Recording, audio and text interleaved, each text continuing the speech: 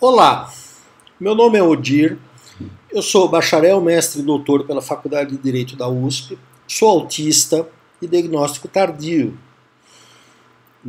Tenho 51 anos, fui diagnosticado com 48 para 49 anos e eu quero falar aqui das vantagens do diagnóstico de autismo, mesmo numa idade mais avançada, um diagnóstico tardio. Claro, o mundo inteiro pode lhe apontar as desvantagens, e eu quero apontar as vantagens.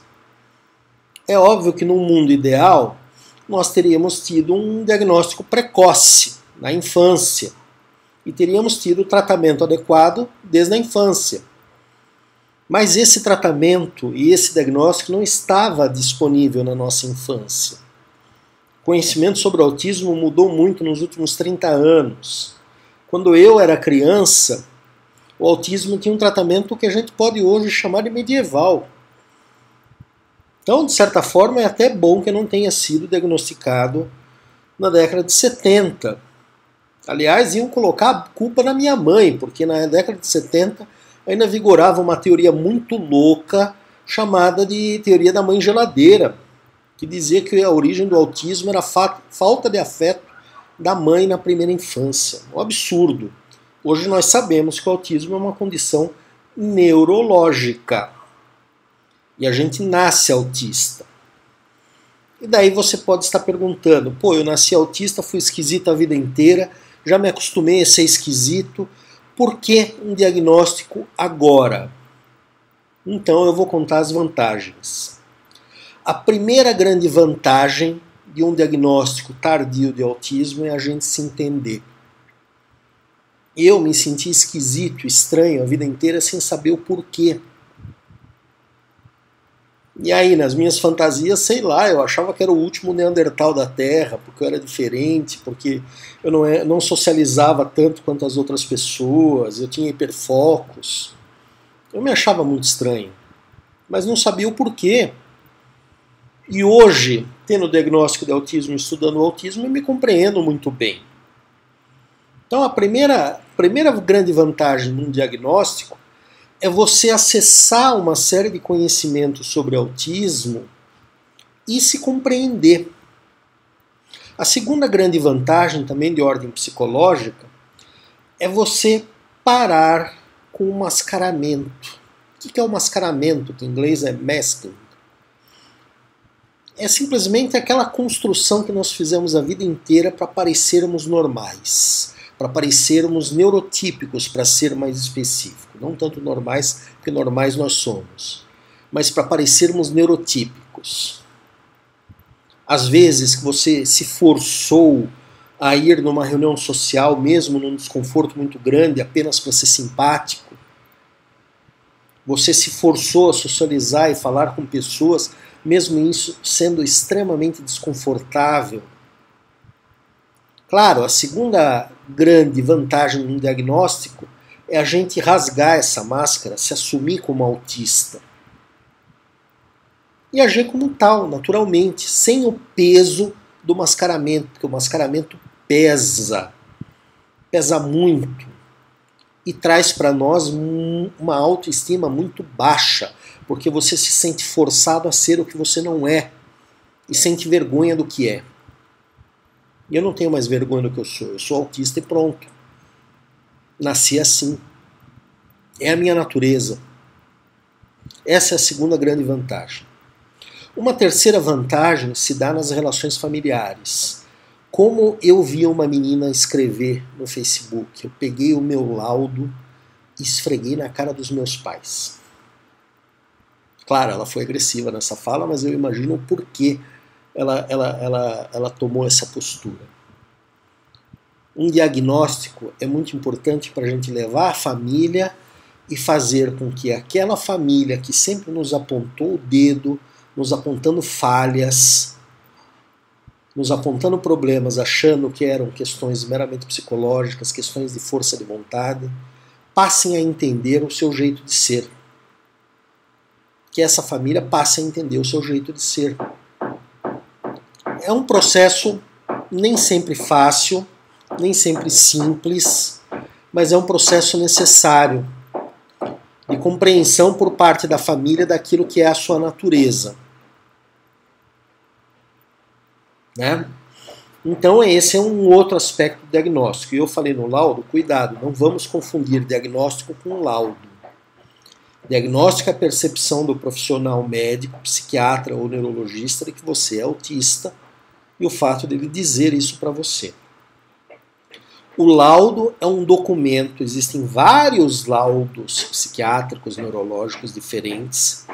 É um documento que você vai utilizar para uma função específica. Então, por exemplo, para acessar um determinado direito X, você precisa de um laudo de tal perfil. Para acessar um direito Y, você precisa de um laudo de outro perfil. E aí eu já quero falar de uma outra grande vantagem do diagnóstico, os laudos. Porque os laudos nos permitem acessar direitos. Existem direitos que são específicos para autistas e direitos que nós exercemos enquanto PCDs, enquanto pessoas com deficiência, e que servem para qualquer pessoa com deficiência.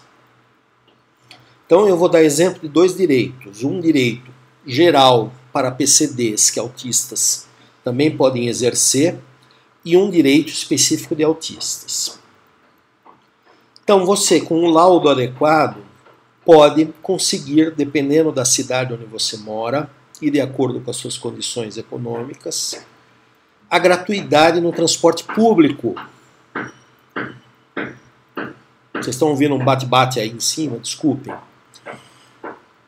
Então, eu aqui em São Paulo, por exemplo, não pago transporte público. Eu já tenho uma carteirinha que me permite um passe livre, um bilhete único especial, que me permite não pagar ônibus, não pagar metrô, não pagar trem. Eu acesso o transporte público de forma gratuita. Em alguns municípios, isso está condicionado também à condição socioeconômica da pessoa.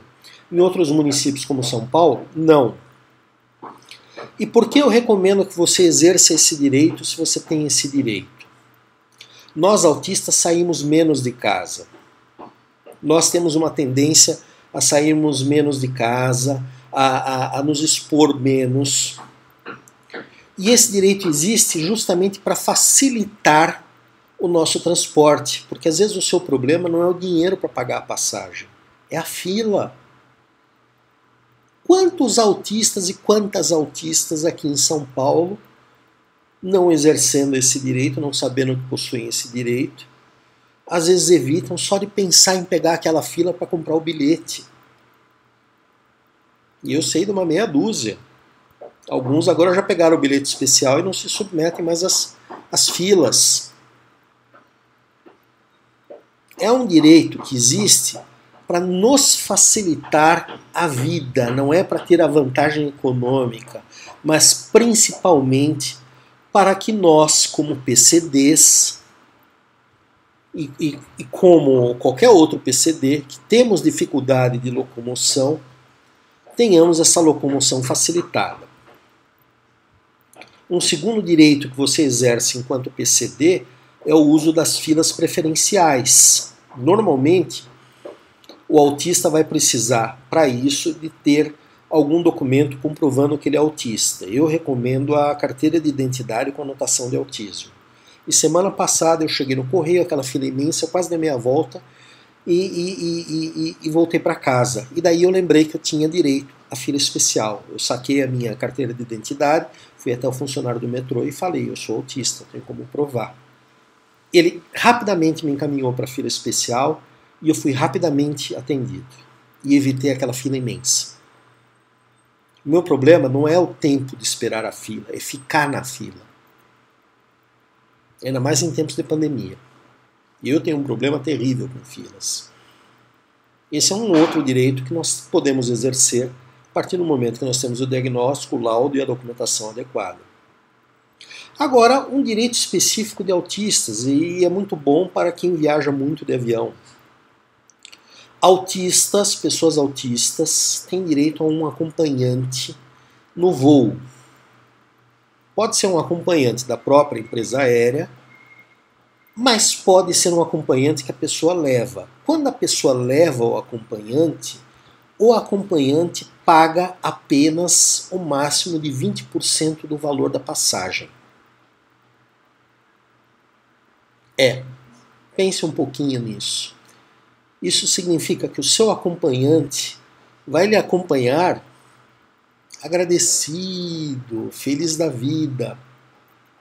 Você pode negociar com essa pessoa também, dependendo do seu grau, etc. e tal, também que você divida esse desconto, né? Eu nunca exerci esse direito, pretendo exercer em 2022, 2023, depois que a pandemia passar, mas isso é uma vantagem, ou melhor, um direito, não é uma vantagem, é um direito que o autista tem. E lhe digo, se eu soubesse disso, se eu tivesse um diagnóstico anterior que me desse esse direito, às vezes que eu viajei de avião, foram extremamente estressantes quando eu estava sozinho. Sério, eu sou uma pessoa com doutorado, mas eu tenho dificuldade com aqueles balcões. Eu fico nervoso. Eu adoraria ter uma pessoa do meu lado que fizesse aquela fala com o funcionário do balcão da empresa aérea. E claro, as filas preferenciais. Né? Eu já deixei de viajar por causa disso. Do estresse. O estresse da viagem no avião. Aí, claro, o direito a acompanhante pagando no máximo 20%. Né? Esse é um direito específico. Mas eu quero retornar àquela vantagem principal, que é a nossa libertação, a nossa liberdade, tirar o peso das costas depois do diagnóstico. Então você que tem 30, 40, 50, e eu já tenho 51, e você que tem 60 anos, e passou a vida inteira se sentindo único, esquisito, ou como disse um colega meu de diagnóstico tardio, eu passei a vida inteira me sentindo um aborto da natureza, e depois que a gente descobre que a gente simplesmente é autista, é um peso muito grande que a gente tira das costas. E claro, se os outros não compreendem, paciência. Paciência.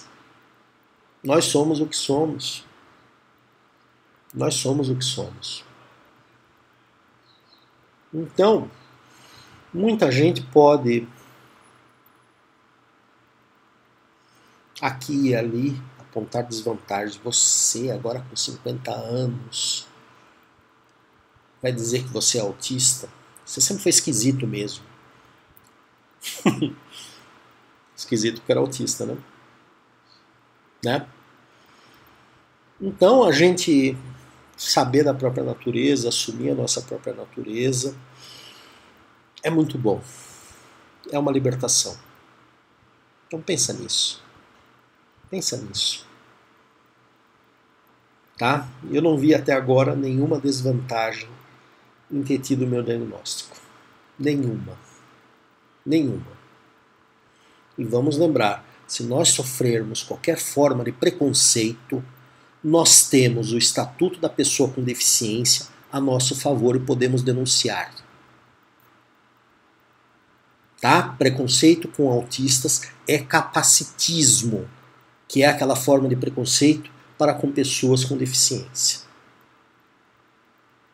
Então aprenda a se defender, coloque a lei ao seu lado, busque o seu diagnóstico, tenha o seu laudo, tenha os seus documentos, exerça os seus direitos.